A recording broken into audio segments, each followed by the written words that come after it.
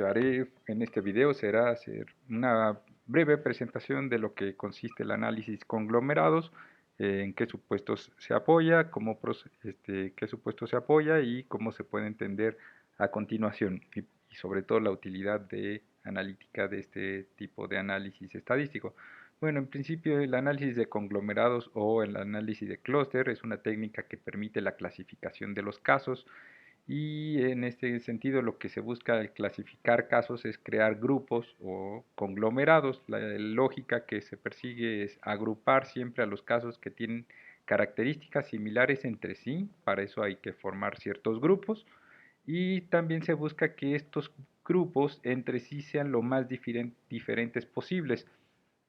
Este, Eso lo que nos permite es identificar o encontrar regularidades entre grupos, al interior de los grupos, pero también distinciones o diferencias lo más distantes posibles entre los grupos para que los grupos sean bastante claros.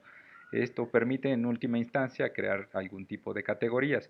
En este sentido hay que tomar en cuenta que al crear clústeres no solamente se basa en un solo criterio o en una sola variable, sino lo interesante de esta técnica es que trabaja con muchas variables a la vez y a partir de mezclar todas esas variables puede permitir la creación de clústeres o grupos. Esta estrategia analítica permite resolver problemas de clasificación de los casos, esto es a partir de tomar en cuenta un conjunto de variables en común. Este, y bueno, en ese sentido, algo que se debe tomar en cuenta es que el análisis de conglomerados no consiste en un algoritmo único, esto es, no hay una sola fórmula para crear clústeres y que todos arroje un resultado común, sino al contrario. Esta estrategia, en este sentido entendida como resolución de problemas, trabaja con varias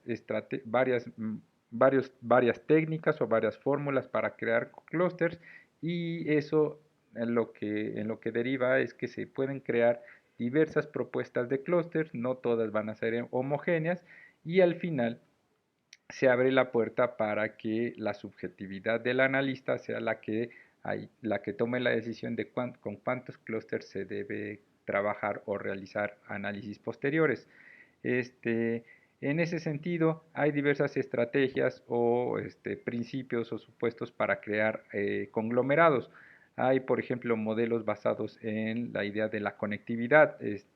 Estos modelos se clasifican basados en la distancia existente entre cada punto o caso. Entonces, lo que miden son las distancias existentes entre de casos entre sí y en ese sentido se agrupan los casos más cercanos entre sí y se separan de los casos más lejanos para poder crear grupos.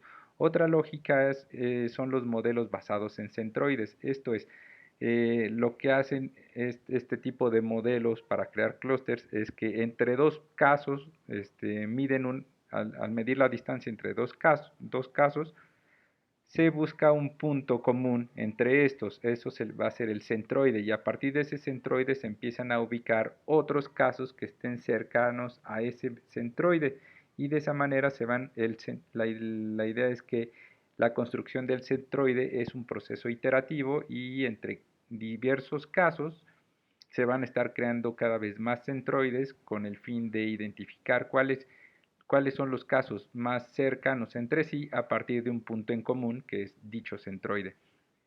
Esta es la otra lógica para crear clústeres. Están los modelos basados en distribuciones. Estos